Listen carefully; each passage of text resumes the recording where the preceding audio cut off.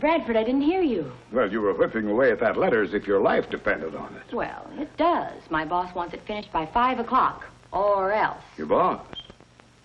Well, I have a hunch I won't be able to boss you around much longer. Incidentally, did you hear from that son of mine today? Just a few lines. He's cramming for his finals. Oh, don't worry. He'll make it with flying colors.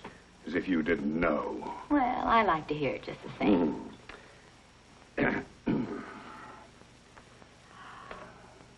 Oh, Jim will be thrilled. Yes, sir. 2 Bradfords, 1 at each end. And me, right in the middle.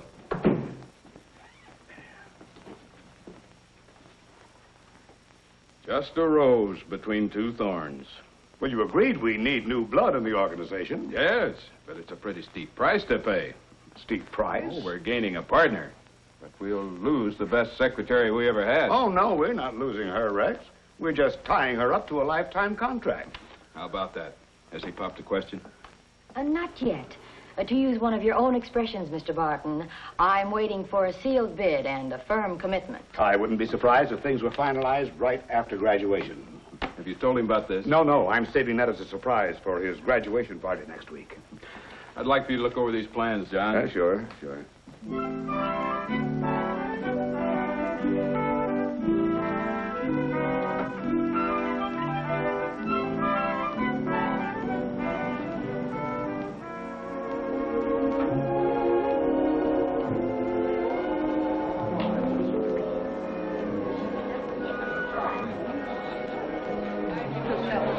Watch that waistline, Roy. I guess you're right, Rex.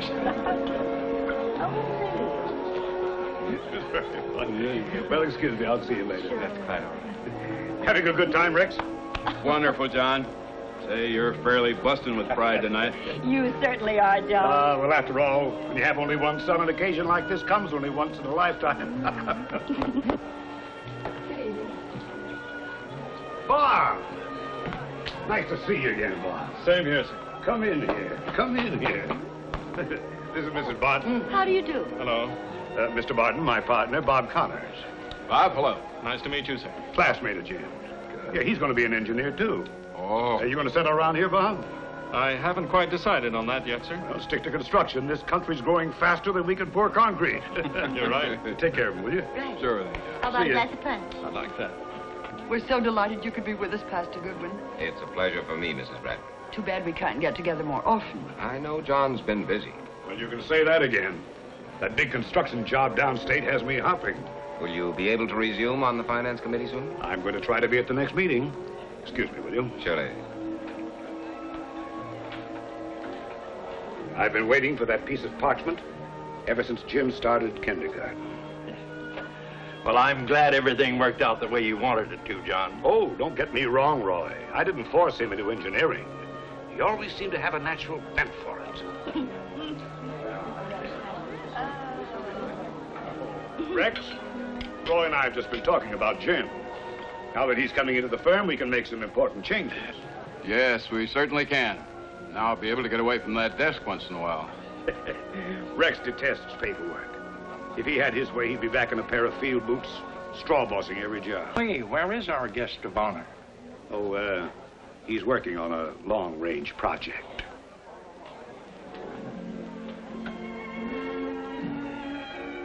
Looks more like close range to me. We really should go in. Your father will be wondering what happened to his new junior partner. What is it, Jim? Alice, I'm not going into the firm with Dad. I'm going to study for the ministry. I've been wanting to tell Dad that for a long time, but I guess I was afraid of what it might do to him. I know he's had this dream ever since I was a kid. He used to spend hours teaching me to build things. He's gone through life convinced that I'd follow in his footsteps. I should never have let things go this far. Alice, can you understand that sometimes a man must put aside everything and dedicate himself to a new life? A life to which God has called him. Well, I think I understand, but will your father? He's got to. He's got to realize that it wouldn't be fair to him, or to me, if I felt my place was in the ministry and I went into the firm just to keep peace in the family. When did you know, Jim? Well, I'm not sure. It must have started while I was in the Pacific.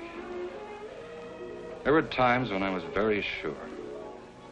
And there were moments when I wasn't. But now I'm more certain than I've ever been of anything in my life.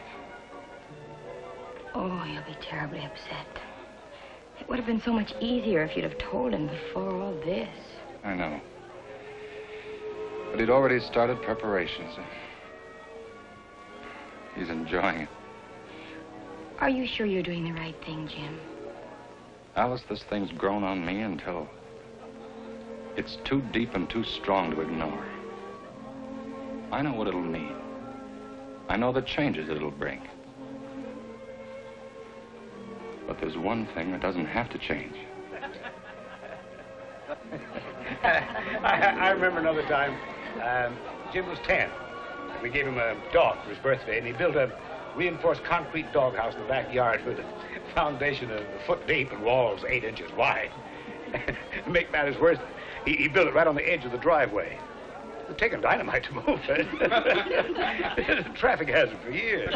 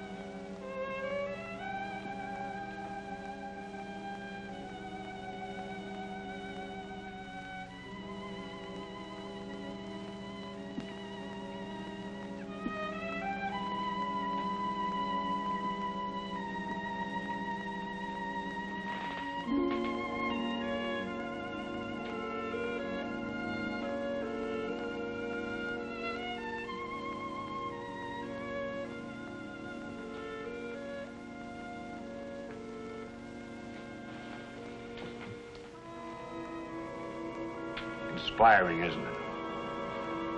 I thought you'd turned in long ago.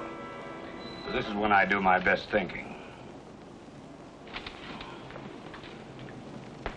Look at it, Jim. It's asleep now. But it's alive. Has a nervous system, a life stream, brain, hidden away somewhere. Heartbeats that never stop, and it grows. It grows just like a man, building new strength, renewing itself, just like our bodies build new tissues to replace the old ones. It's a process that never stops. Decided on another kind of work. I'm going into the ministry. You're what? I'm applying for admission to the seminary in the fall. You must be out of your... Are you serious? I've never been more serious about anything in my life. But, son, your whole life has been cut out for you. Everything you've ever done has been pointed toward engineering ever since you were a little boy. I know. But, Dad, let me tell you this. When I came back from the war, I did a lot more thinking than I'd ever done before. Oh, well, that's natural. Everyone has to readjust himself to civilian life. Well, it was more than that. I began to think about life. What it's all about. What am I here for? How can I make the best possible use of my life? So many know so little about Christ. That's why there are men who dedicate their lives to help bring others to God through the gospel. And they're builders, too. Not with steel and concrete, but with something far more powerful and more lasting. There's nothing wrong with steel and concrete, Jim. We can hold up our heads to any man. The Lord expects us to do the work we're best suited for. Did you ever stop to think that for every man like you with an engineering degree, there are thousands who don't know a slide rule from a T-square? Our modern complex civilization needs the slide rule men. It won't get very far without them. Without the others, it won't get any place.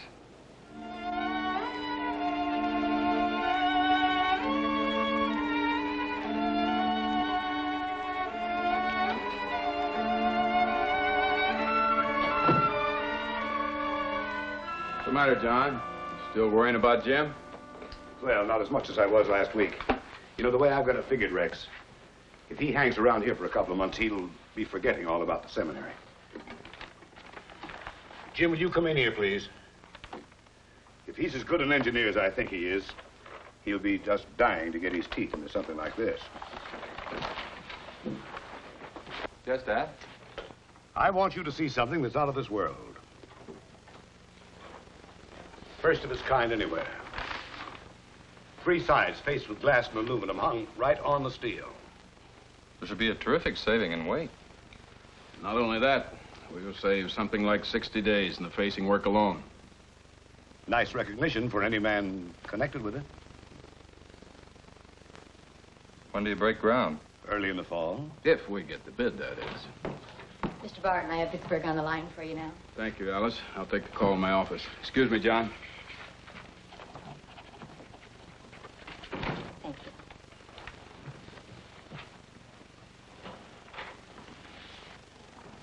There's another reason why you should stick to engineering. Do you think Alice is cut out to be a minister's wife? Remember, she's one girl in a million. Do you think you're being quite fair to her? Dad, I'd rather not discuss this any further.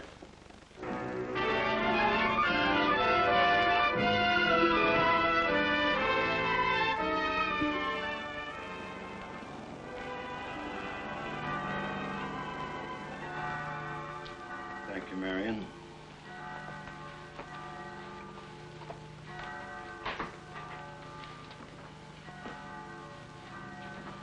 Oh, dear, aren't you ready for church? No, I can't go today. These specifications have to be in the first thing in the morning. With Rex out of town, the whole load is on me. But, John, surely... I know, Dora, but I'll be tied up with this all day, maybe half the night, and it's have to go on this way for a long time. Until we get more competent help in the office. I'll get the car and meet you downstairs, Mom. John, you've got to stop behaving like a little boy. You've got to realize Jim's old enough to make his own decisions. I wonder. Decisions are supposed to be based on common sense. Jim's showing very little of that. John, how can you talk like that? He's told you his reasons. You know them just as well as I do. All right, Dora. But I have a hunch that before the summer's over, he'll think twice before throwing his whole future away.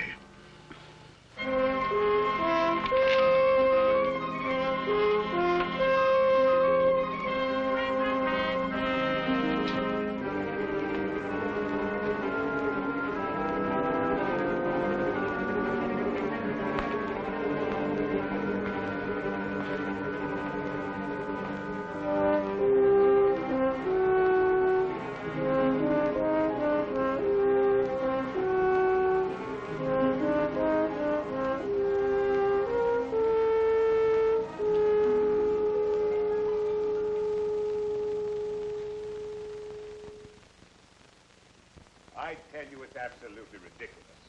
I'm not going to let you throw away the rest of your life. But, Dad, if you'd only try to understand. What is there to understand? You've proven you're a born engineer. You don't have any right to throw that knowledge away for something you don't even know you're fitted for. A man his age shouldn't be losing his temper that way. I tell you, it's I was afraid this would happen. But, Dad, if you'd only Mr. Bradford's tried to hide it, but he's been brooding over it for weeks. You've proven you're a It's not going to get him anywhere. Jim's made up his own mind. I'm not going to let you throw away the rest of your life. Cheer up. A lot can happen in the next few years. It's something I have to prove to myself. Can't you understand that, Dad? No, I don't. It's just plain stubbornness. Any way you look at it, it doesn't make sense. I thought after a summer at home you'd come to your senses. Realize how idiotic the whole thing is. Dad, I can't I help suppose it. it doesn't matter to you at all that I made plans for you all these years. Plans for you to keep the name Bradford alive. Dad, I found something more important than building bridges and skyscrapers.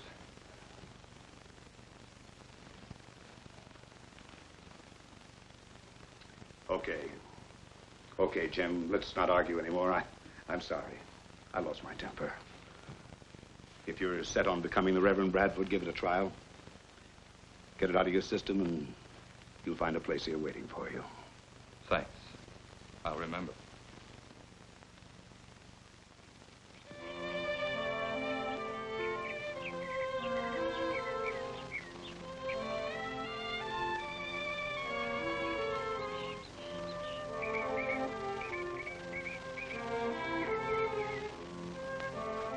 darling. Your letters are always so wonderful, like a breath of home and the voices of all my loved ones. You will never know what they mean to me. The past few months have opened up a new world to me. I'm more certain than ever that I have found my calling. Please write soon. All my love, Jim. Good morning. Morning, Mr. Bradford. Well, I see the mail came through again. Mm-hmm. Come in a minute, Alice. Yes, sir.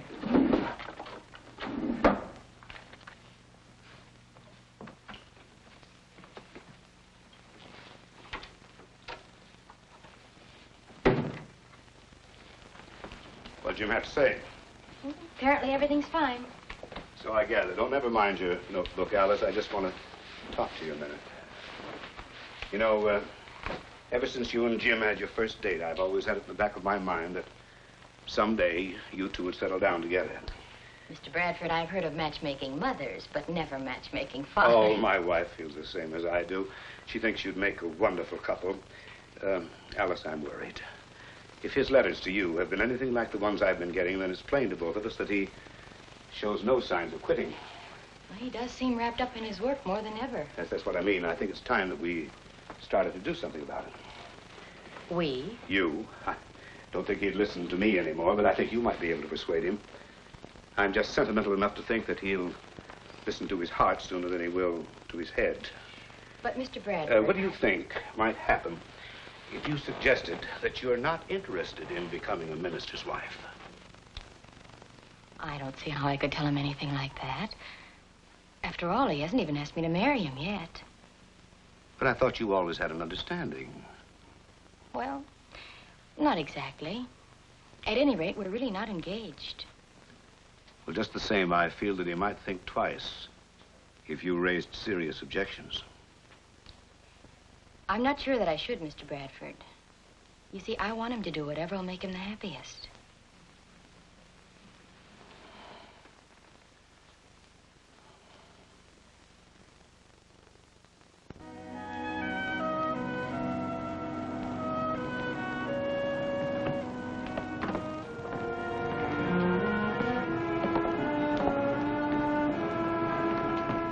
Nice sermon, Pastor. Thank you, John. Good morning, Dora. Good morning, Pastor. What do you hear from Jim? Nothing new. The same old thing. You know, Pastor, after a whole year, John still thinks Jim will change his mind. You think so, John? Time will tell. We'll see. I've had a couple of letters from Jim, too. I think I know what time will tell. Well, John, we must be going now. Good day, Pastor. Yes, good morning, Pastor.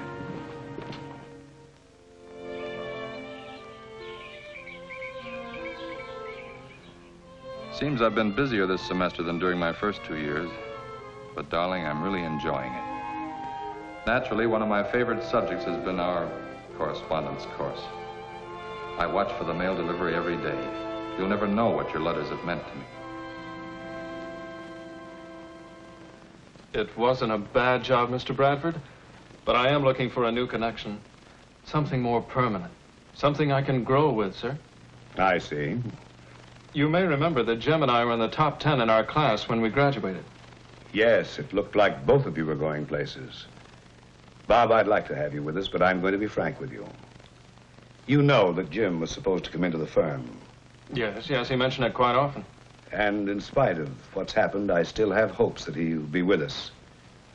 He has another year before he graduates from seminary, and by that time we should know definitely. Meantime, you understand my position. Well, of course, sir. And you keep in touch with us, Bob. I'll do that, sir. Good luck. Thank you very much.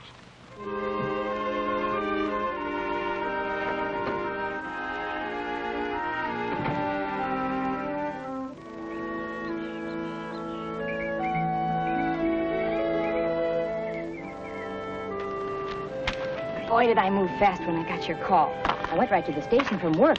Of course, your dad let me off early. For all the good it did, I had to wait a whole hour for the next train. But that doesn't matter. I'm here now, and we can talk. Jim Bradford, you haven't been listening to a word I've said for the last 5 minutes. What's the matter with you? You seemed so eager when you phoned me. Alice, I've been wondering for days how to tell you, how to ask you. Ask you to marry me. But there's something I've got to tell you first. What is it? Well, a few days ago, I received my appointment. I've been assigned to foreign mission service. Foreign mission? But why? I always thought you'd be here in your own church, like Pastor Goodwin. I know, I guess most of us think about it that way when we start. But I hadn't been here very long before I began to look at the whole program of the church from an altogether different angle. I began to see it as a global strategy, carrying out the command of Christ, with dedicated men holding outposts in distant lands. And somehow I began to feel that God intended me to man one of those outposts. Oh, but Jim, how can you be sure? Darling, I've been thinking and praying about this almost every day. A year ago, I wasn't sure. Today, I am. New Guinea? New Guinea? You must be out of your mind. I've never heard anything so idiotic in all my life. What'd your mother say to all this? She understands. Well, I don't. And there's something terrible about taking a man with your training and sending him out to a place like that. You go where you're needed. Tell them you're not interested. But I am. What can you do for a bunch of savages like that? I'm going to try to bring them to Christ. You're qualified for bigger things. Is there anything bigger?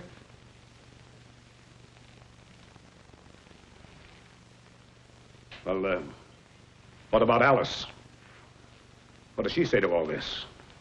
Well, she hasn't made up her mind yet. Yeah. I have a hunch she has more sense than to waste her life in a place like that. Whatever possessed you to even think of such a thing? Well, it's not easy to explain what possessed me, Dad. But once it started, I couldn't think of anything else. I mentioned the war before. That's when it began.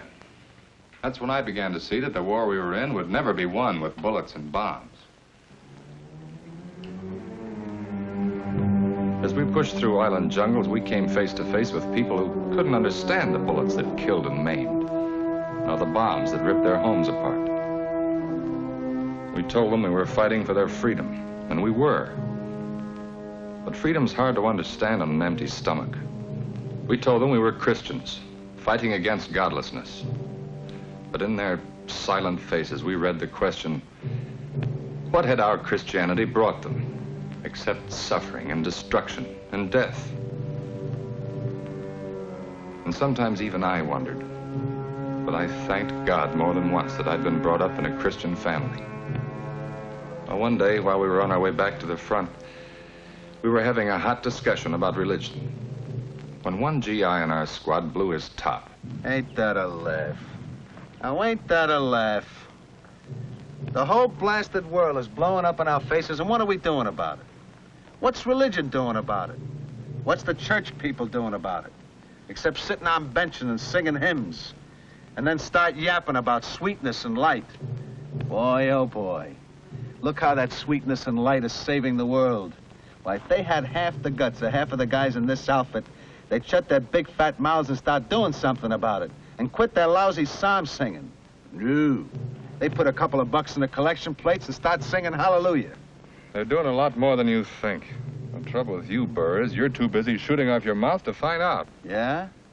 Well, what about that brotherly love they're always spouting? Maybe we could use some of that brotherly love around here. Like those kids we saw in the village living in those stinking, rotten houses. Maybe they could use some of it. And those mothers crying their eyes out. And those scabby old guys dying in the streets. Maybe they ain't neighbors, is that it? Well, sure they are, but you can't expect the people in the churches to change the whole world overnight. Baloney. They've had 2,000 years to do it in. What do they got to show for it? And if those starched shirts who sit with their hands folded over their big fat bellies every Sunday really mean what they say about religion helping people, why don't they do something about it? Why don't they quit shining pews with the seat of their pants and get over here and get to work? Or they're afraid they'll get their pretty manicures all mussed up. If you ask me, they're all a bunch of lousy, stinking hypocrites. They're gold brickers, all of them. They ought to put up or shut up.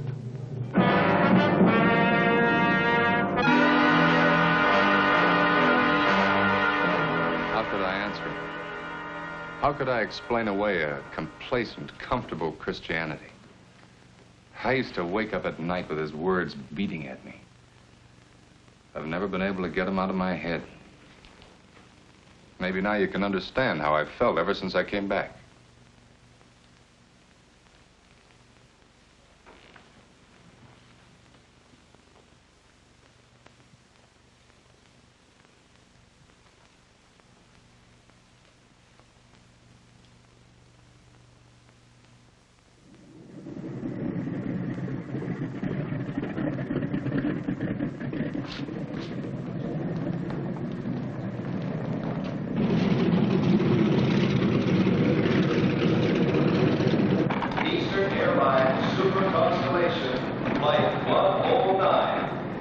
John, even if you do think he's stubborn and maybe foolish, deep down in your heart, aren't you proud of him?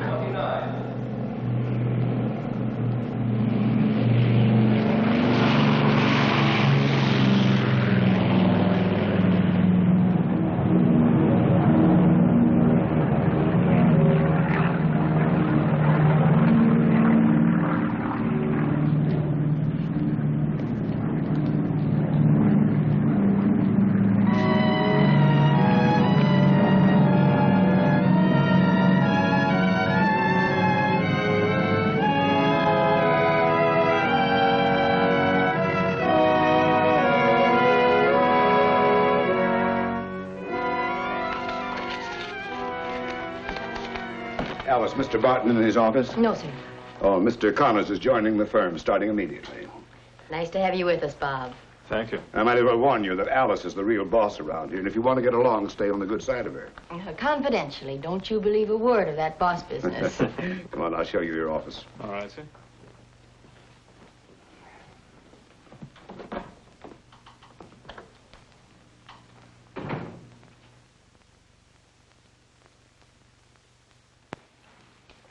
Thank you, Marion.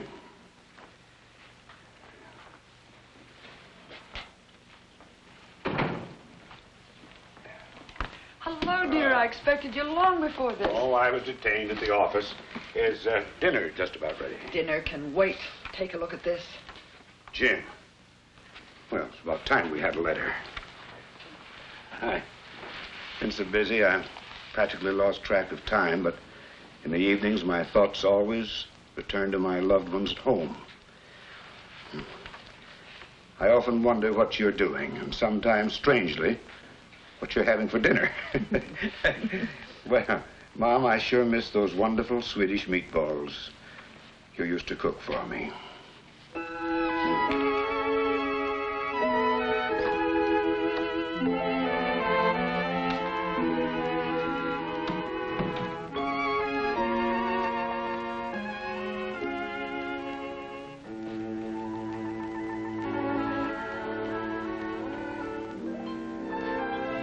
Hey.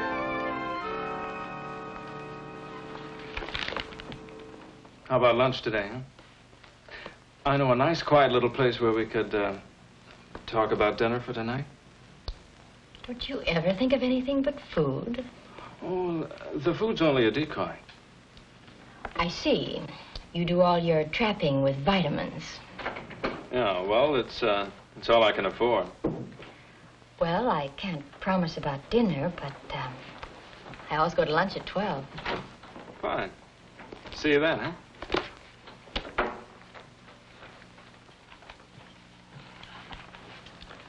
If the weather holds a few more weeks, we're going to be in good shape on that Lennox job. Yes, looks like that double shift idea of Bob's is paying off. Saved a lot of headaches. You know, I think he deserves some kind of bonus. Judging from the way things are going, he'll probably be able to use one. What do you mean? Maybe I'm wrong, but I think I've noticed a cow-eyed look every time he's around Alice. Oh, I don't think there's anything to it. Jim's been very faithful with his letters. Yes, but Jim's 10,000 miles away.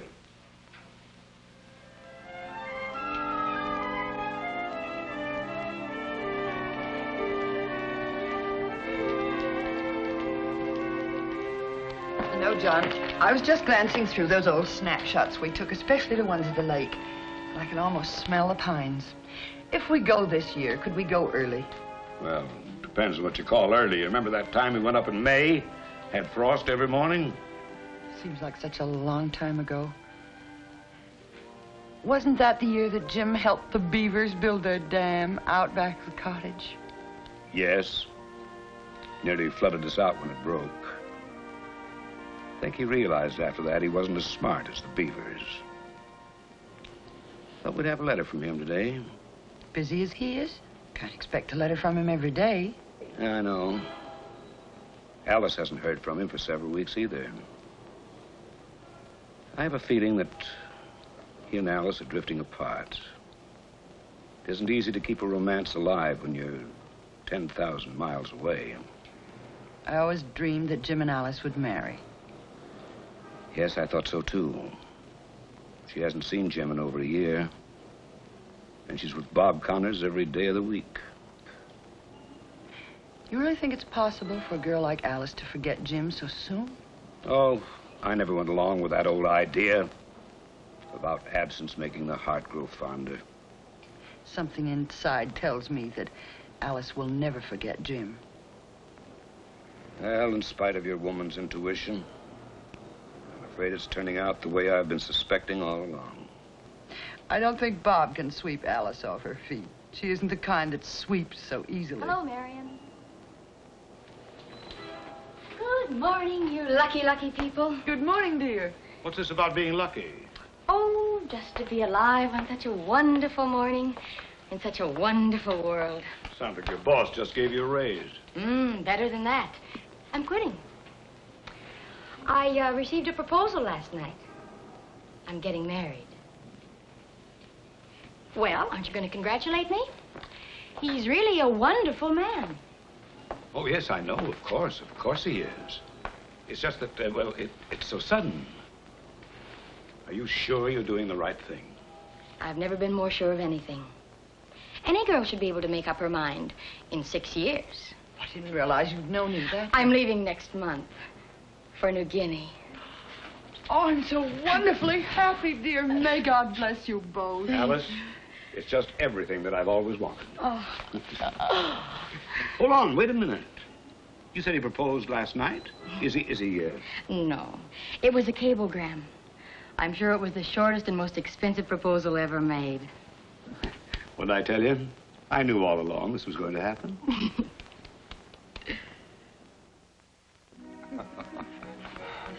And this is the first picture we got from him a couple of months after he landed at his mission in New Guinea. And this is Jim and Alice on their wedding day. They said it was quite a celebration for the natives. Uh-huh. And this is a picture of their first baby when he was 3 months old. They named him Jim Jr. And this is a picture of little Jimmy on his 2nd birthday. We got it in our last letter. I haven't pasted it in yet. Fine-looking boy, isn't he? I'll say he is. James W. Bradford, Jr. Every inch of Bradford if I ever saw one. He has Alice's eyes, though. Oh, but look at those shoulders. He's going to be big, like his father. His grandfather.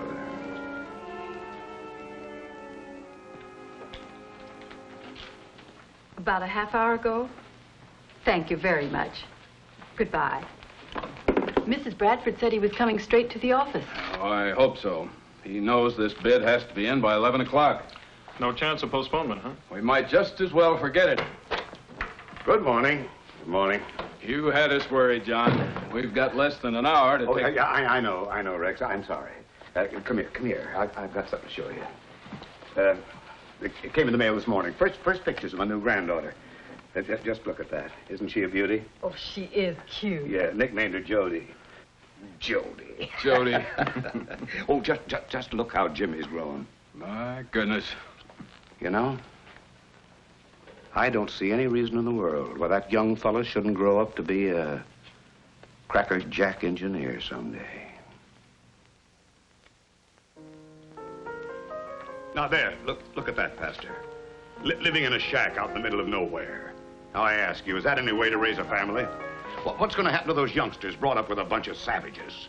If the gospel has reached them, John, I'm sure they're savage in appearance only. But look at it from a practical standpoint. If Jim had stayed here with the firm, by now he could be earning enough to keep a dozen missionaries in the field. I dare say he could. Well, then wouldn't it be just plain common sense for him to stay home and contribute his money? John, there are millions of us here at home with the means to support our missions, but only a chosen few have the qualifications and the consecration to do what Jim's doing. Ah, I still say he could do more for his church right here than he ever could in that God-forsaken place. God never forsakes. That's why he called Jim to carry on his work in a distant field. Well, what is it, dear?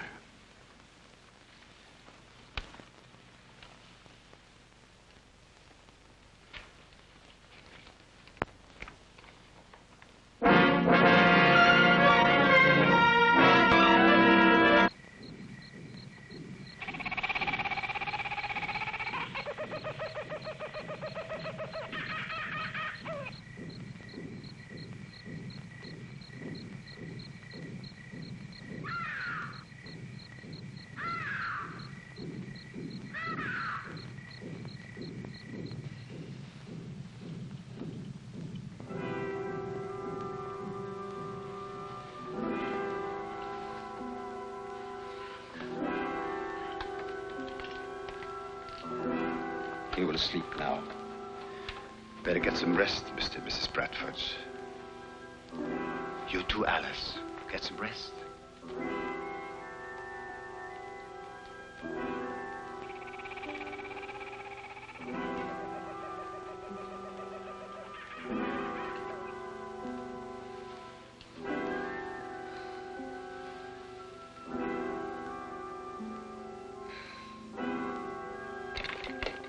Is there no chance of moving him from this place? Not until the fever is down. Then we'll fly him out to Madang. How soon do you think that would be? Can't say yet. Each case is different. Depends on the individual. Has to run his course.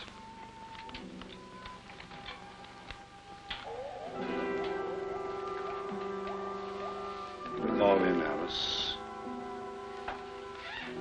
Can't I stay?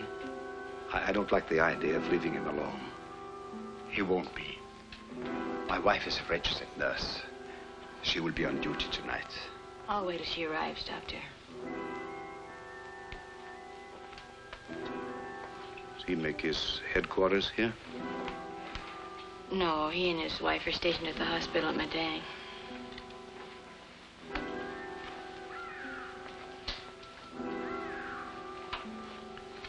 Is this where Jim works? It's his main base, but he spends a lot of time out in the native settlements. That's where he picked up the fever.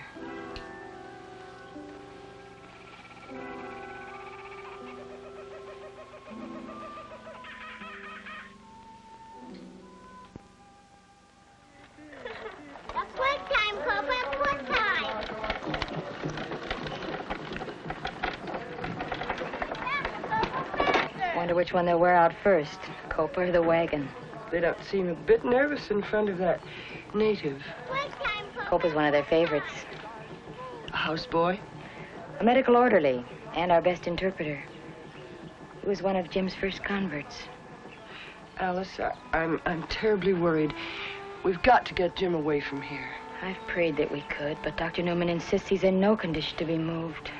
I mean, after he's well, isn't there a chance that he'll come home to stay? It would please Dad so much. I know. I used to ask myself the same question when I first came out here. I was homesick and miserable. Then when the children came, I began worrying about them and their future. I don't know, after a while you forget all about your own problems. There's so much to do. The work at the mission becomes your whole life. It's greater than any material reward. It comes from knowing that you've brought these people to their Savior. I'm sure that Jim knew when he was in the seminary that this was the work God wanted him to do.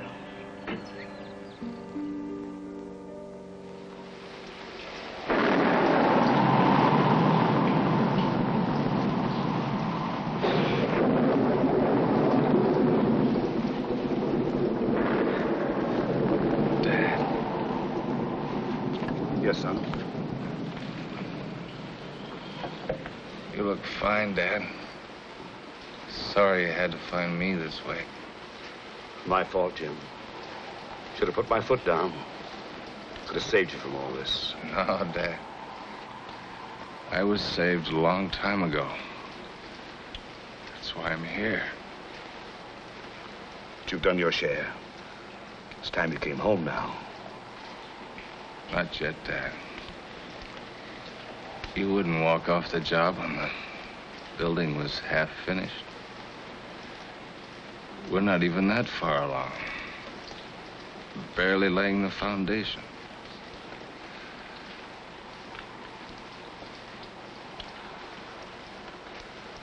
Anything I can do, son? Anything?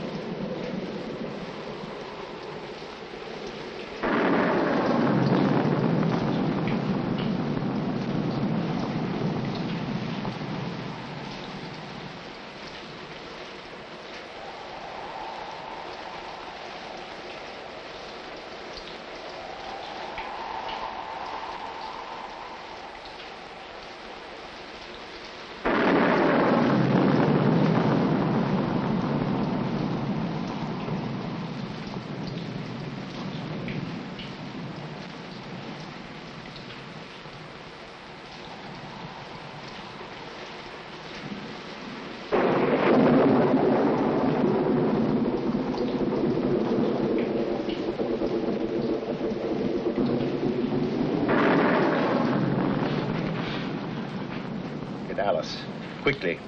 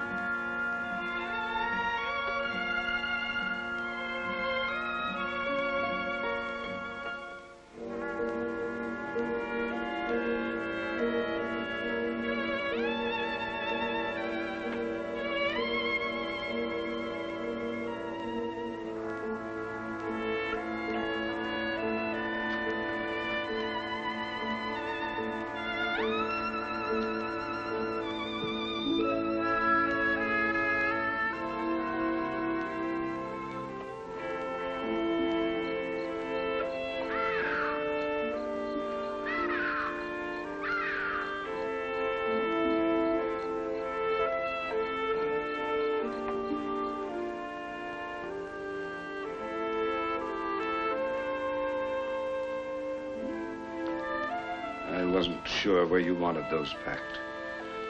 He always kept them together. I think he felt they represented what he was trying to do. Building a house of God and bringing souls out of the darkness to worship in it.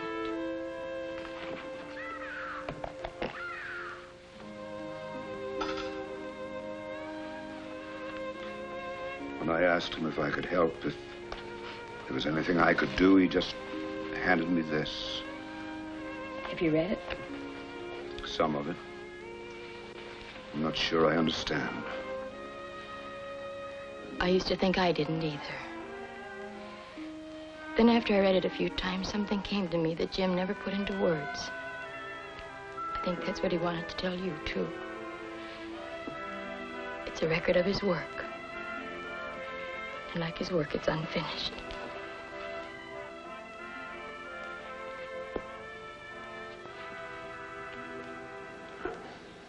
I got it all this good for you, Amu. If it starts squeaking, put some grease on the wheels. Go up and show him take away cry blong wheel. Come now, it's bedtime. Why then it's bedtime, too? No, Jody. You and Jimmy gave it to Amu, remember?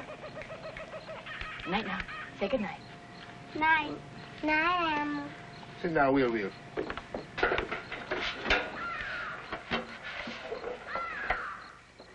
Say good night to Grandpa now. Yeah. Good night, Jody. Sleep tight. You too, Jimmy. We got a big day tomorrow. Do we go to sleep on the airplane when it gets dark? Yes, sir. All the comforts of home. Grandma will tuck you in, and I'll be in later to hear your prayers.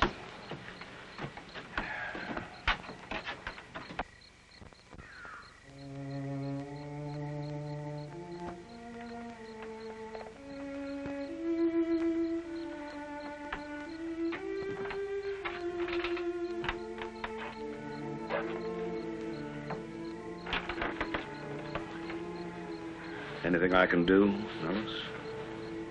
No, thanks. Packing's just about finished. I didn't have any idea of all the things you did out here.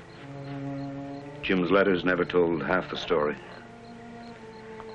Tell me frankly, Alice, wouldn't you say it's a losing game? It isn't a game. Jim always used to call it a fight.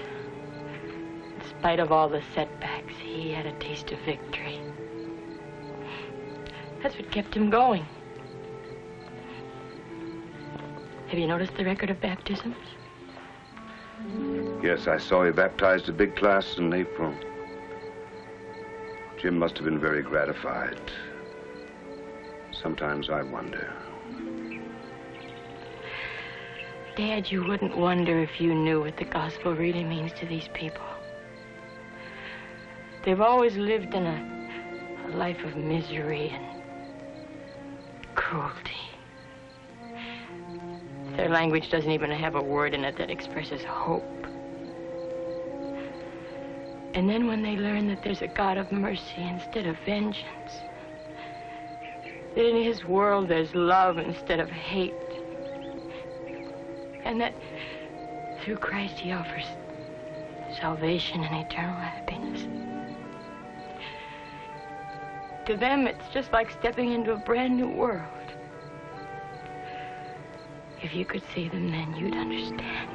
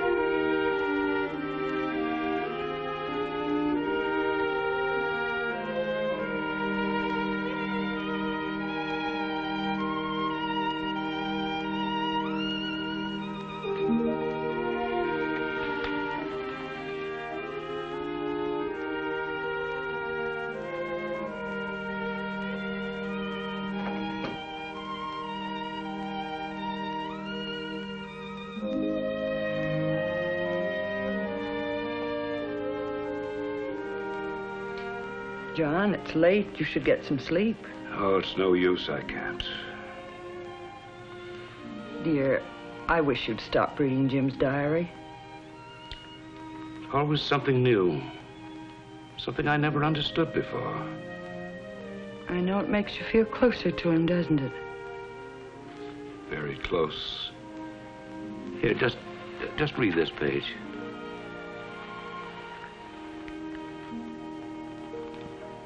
If only our people at home could be here to see the darkness disappear under the light of God's word. Those were his last words. Never had a chance to finish his work. Jim understood that God's work is never finished and that others would go on with it.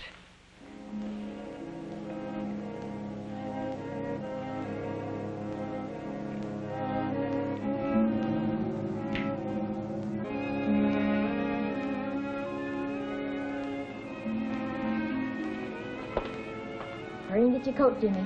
All right. I've already got mine. Here, I'll help you put it on. It's so wonderful to hear children's voices in the house. Oh, it's going to be so much fun. John, it isn't good for you to brood like this. Well, it's no use. I can't forget. But you must forget. What's it like, Mommy? Oh, you'll And don't see let the when you children come. see you in this mood. I'll try. I think they're just about ready. Well, come along, dear. I'm so happy, Mommy. Oh, I'll bet you are. I've never seen anything like it, the way you're growing out of this coat. Yes, You haven't had it a month. Oh, the climate agrees with him. He'll be ready for football before you know it. Are you going with us, Grandpa? Where are you off to today? Or are you going to see all the animals, lions and tigers and elephants? Circus in town? The zoo. Grandma promised to take us. Aren't you going, Grandpa? Oh, I'd like to, but I've got to go down to the office for a while. You have a good time, Jody. Scoot along now. Don't miss Come on, hurry anything. up. Don't forget to buy peanuts for the elephants. Bye, Grandpa. Bye. Have a good time, children. We will.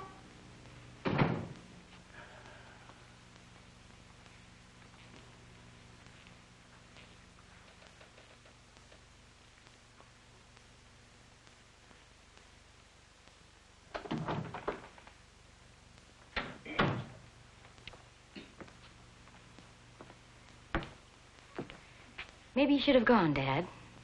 A little change might have been good for you. Oh, it isn't easy to forget the past. I know.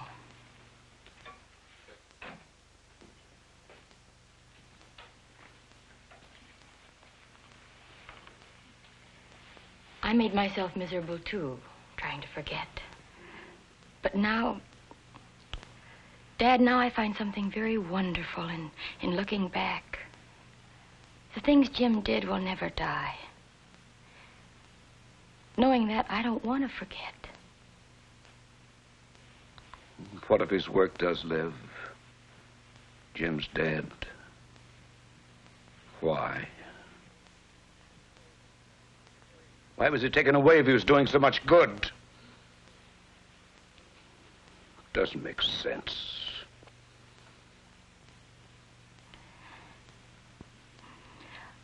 I don't understand it any more than you. But I know that Jim died doing the work that God gave him. God must have had his reasons.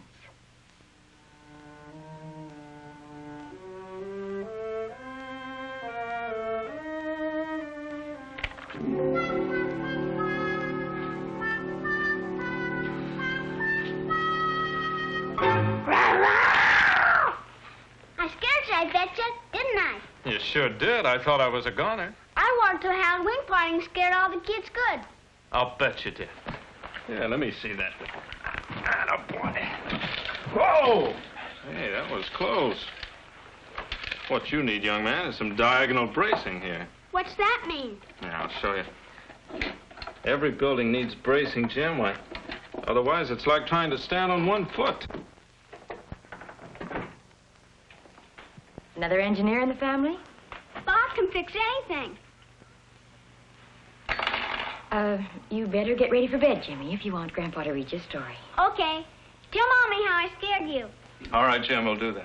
Good night, huh? Night. Oh, he's quite a boy, Alice. How are they taking to city life, huh? Oh, it's amazing how they adapt themselves. You'd think they were born here. Sure. I imagine before long they'll have completely forgotten their life over there, huh? Yes, I suppose they will. Alice, do you think... I'm sorry I kept you waiting, Bob. It was a pleasure, sir. Well, you'd better set up a meeting with Rex for the first thing in the morning. I want to discuss these with both of you. All right. Well, I'm ready, Grandpa. Well, I'll be right with you. Suppose you scoot out there and get the book ready, huh? Okay. Well, now the night shift goes on duty. I'll see you in the morning. Good night, sir. Good night. Not a long story, Dad. It's past their bedtime. If he ever gets over his great disappointment, it'll be because of them. And as Jesus was walking by the Sea of Galilee, some fishermen were washing their nets from the sides of their boats. Two of them were brothers. Their names were Simon and Andrew. And Jesus came to them at the side of their boat, and he said to them, "Follow me, and I will make you fishers of men." What's that mean, Grandpa? Were they going fishing for men in the water? What? Oh, yes. Well, you see, what Jesus meant was that the fishermen should follow him as he went from city to city, helping to bring other men to him, so they could learn more about Jesus. Like what my daddy did? Yes, like your daddy did.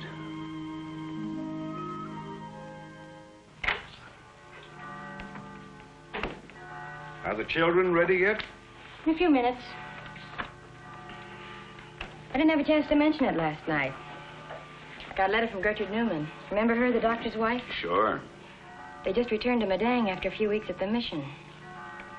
She said they're facing a serious problem. You see, Dad, they haven't yet sent anyone to replace Jim. They haven't? Why not? Well, there just aren't enough workers to go around.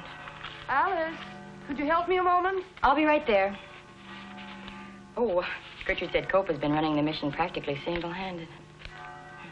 I better go help Mother.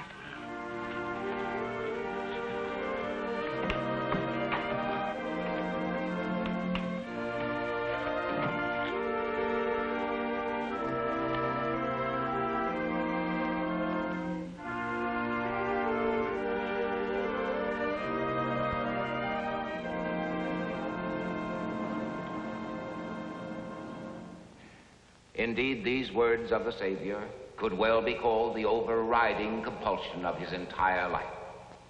Listen to the urgency with which he speaks. I must work the works of him that sent me while it is day. The night cometh when no man can work. Now, what was the work to which the Savior had dedicated himself so unselfishly, so unremittingly, so completely? It was the work of redeeming a lost and sinful race from the guilt, the power, and the punishment of sin.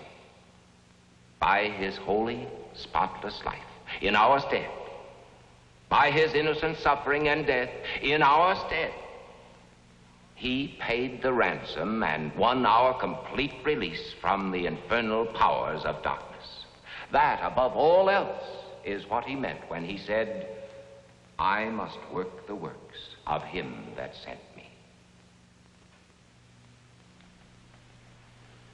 And do you know what he's saying to you and me today? As my Father hath sent me, even so send I you. We too have a divine mission here on earth. Ours is the task of proclaiming far and wide to all men everywhere the glorious news of their redemption through the life and death of Jesus Christ, our Lord. Now, honestly, how much are we doing to fulfill the Savior's purpose here on earth? How much are we giving of our time, our talents, our possessions, of ourselves, in order that the unfinished task which he has placed before us may be carried forward? Well, We sit here on Sundays. We bring our offerings. We sing our hymns of praise. But Christ did more than sing. He did more than give. He worked and bled and died in order that all men everywhere might live.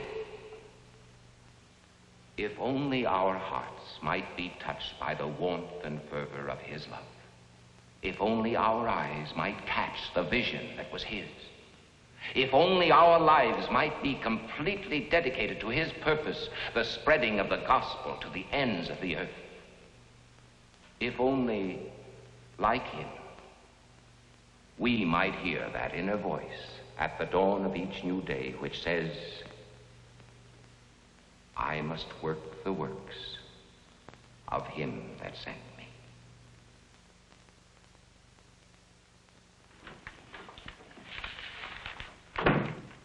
Has Mr. Bradford come in yet, Miss Lane? No, he hasn't. Call me when he does. Yes, Mr. Barton. Good morning, Miss Lane. Good morning. John? Oh, hello, Rex. How's everything? Under control. I'd like to go over these Bardwell papers with you. Of course. Come in. Come in.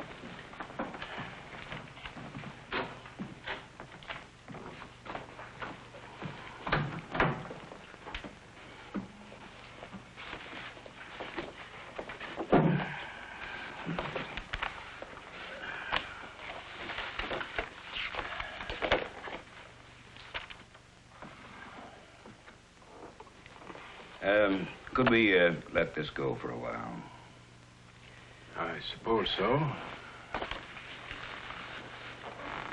What is it, John? I gotta get away for a while.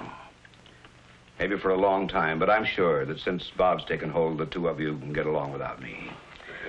You've earned a good rest. Oh, no, nothing like that. But I'm going to try and pick up where Jim left off. You doing missionary work? In a sense, yes. I don't get it, John. Ever since I came back, an idea has been growing in my mind like I did with my son a long time ago. Of course, we can't all be foreign missionaries like Jim. But we can do something that the church has been stressing for years. What's that? We laymen have a job to do. Recently, I attended a national meeting of the leaders of our church, and Rex, I've had my eyes opened. There's a great need all over the world today, and perhaps I'm not too late to make people realize how vital it is. I'm going to do a lot of work right here at home. It's not going to be easy. Probably be the toughest job I ever tackled in my life. But it's something that would have made Jim very happy.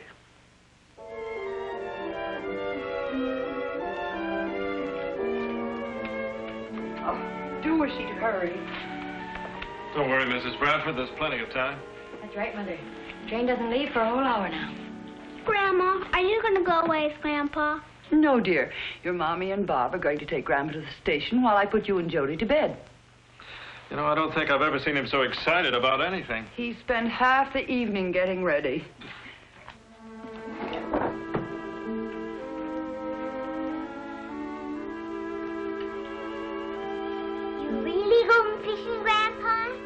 Fishing? Well, now, whatever put an idea like that in your little head? Mommy said you were like the men Jesus talked to in the Bible book. Oh, no, not quite, but something like that. Here, you sit on Grandpa's lap and I'll try to explain. You remember Amu, the little boy in New Guinea, the one you gave your wagon to? Well, there are lots of little boys like Amu all over the world who don't know anything about Jesus. Somebody's got to go and tell them, like your daddy did. My daddy told everybody about Jesus. Well, Jolie, I can't do what your daddy did. But I'm going out and tell a lot of people that the world needs the very thing your daddy did. And maybe when they know, they'll send more and more people all over the world to do what he wanted to.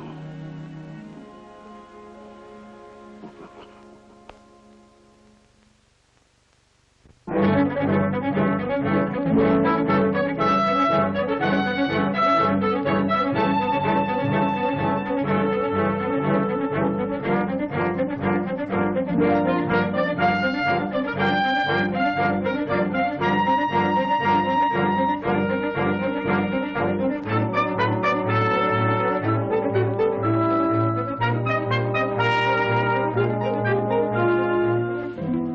I attended a meeting of the leaders of our church. Day after day, they discussed the tremendous opportunities which God has placed before our church and the problems which have come to us along with those opportunities. There was one thing on which all of these men were agreed. The financial patterns which our church has followed up to now will never do. The financial patterns of the past will never do in the face of the present challenge. When I came back to my own congregation, I presented this problem to our church council, and I said, "Brethren, what this meeting needs right here is not another resolution, but a revolution. A revolution in our financial thinking. We must rethink our entire life of Christian stewardship. We must pray, we must work, we must live our faith every minute of the day." I know that I am approaching the evening hours of my life. But whatever time and whatever energy the good Lord still gives me, I am going to dedicate myself to the building of his kingdom. If the kingdom of Christ is to be built, it is up to us to build it, you and me. It is up to us to carry on the unfinished task which he himself has left us. He gave his life for me, and I am going to go all out for him.